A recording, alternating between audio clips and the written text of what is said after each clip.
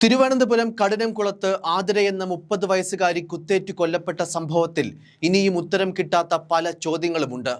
ഈ കഴിഞ്ഞ ദിവസം, അതായത് ജനുവരി 21-ന് രാവിലെ 11:30-യോടെയാണ് വെഞ്ഞാറമൂട് സ്വദേശിനിയായ മാളു എന്ന് വിളിപ്പേരുള്ള ആതിരയെ കുത്തേറ്റ് മരിച്ച നിലയിൽ വീടിനുള്ളിൽ കണ്ടെത്തിയത്.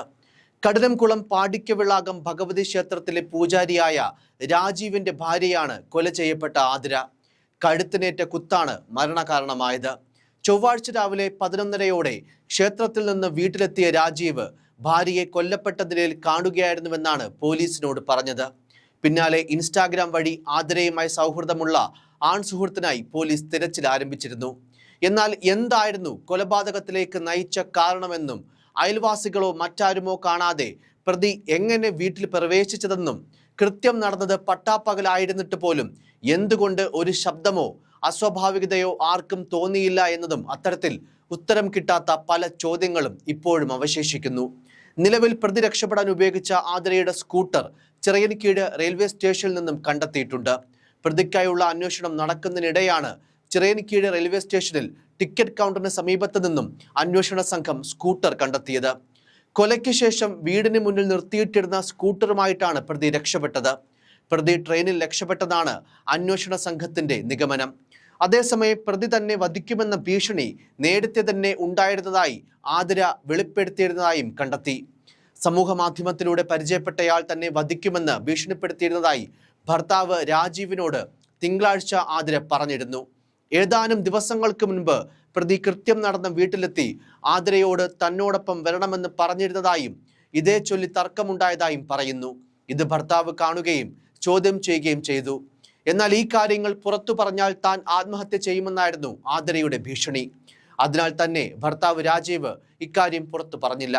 ആതിര കൊല്ലപ്പെട്ട ശേഷമാണ് രാജീവ് ക്ഷേത്ര ഭാരവാഹികളിൽ ചിലരോടും പോലീസിനോടുമൊക്കെ ഇക്കാര്യങ്ങൾ ആദ്യമായി പറഞ്ഞത്.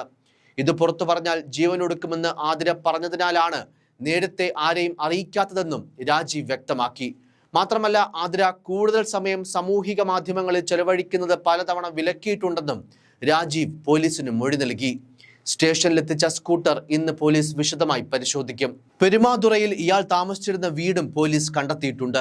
അവിടെ നിന്നും തിങ്കളാഴ്ച വൈകുന്നേരമാണ് ഇയാൾ പുറത്തു പോയത്. പിന്നീട് മടങ്ങിയെത്തിയിട്ടില്ല എന്നാണ് വിവരം. ഈ വീട് വാടകയ്ക്കെടുത്തിട്ട് കുറച്ച് ദിവസങ്ങളെ ആയിട്ടുള്ളൂ. ഈ വീടും പോലീസ് ഇന്ന് തുറന്ന് പരിശോധിക്കും. എറണാകുളം സ്വദേശിനിയാണ് ആതിരയുടെ സുഹൃത്ത്. തിരുവനന്തപുരം റൂറൽ SP-യുടെ സംഘം, ആറ്റിങ്ങൽ DYSP-യുടെ സംഘം, ഡാൻസ് ഓഫ് സംഘം, കഠിനംകുളം ചിറയൻകീഴ് പോലീസ് എന്നിങ്ങനെ 4 സംഘങ്ങളായിട്ടാണ് പ്രതിക്കായുള്ള അന്വേഷണം നടക്കുന്നത്. അതേസമയം ആതിരയുടെ കൊലപാതകം വിശദമായി ആസൂത്രണം ചെയ്താണ് നടപ്പാക്കിയതെന്നാണ് പോലീസിന്റെ നിഗമനം. സമൂഹ മാധ്യമങ്ങളിലൂടെ ദീർഘനാളായി ആതിരയുമായി അടുപ്പമുണ്ടായിരുന്ന യുവാവ് ആതിരയെ വധിക്കണമെന്ന ഉദ്ദേശത്തോടെയാകാം വാടകയ്ക്ക് താമസം ആരംഭിച്ചത്. ഭർത്താവിനെയും മകനെയും ഉപേക്ഷിച്ച് തനിക്കൊപ്പം വരാൻ ഇയാൾ ആതിരയോട് ആവശ്യപ്പെട്ടെങ്കിലും നിരസിച്ചതിന്റെ പകയാകാം കൊലപാതകത്തിന് കാരണമായതെന്നും പോലീസ് കരുതുന്നു. തൊട്ടടുത്ത് വീടുകളുണ്ടെങ്കിലും ആതിരയുടെ നിലവിളിയോ ബഹളമോ ആരും കേട്ടില്ല.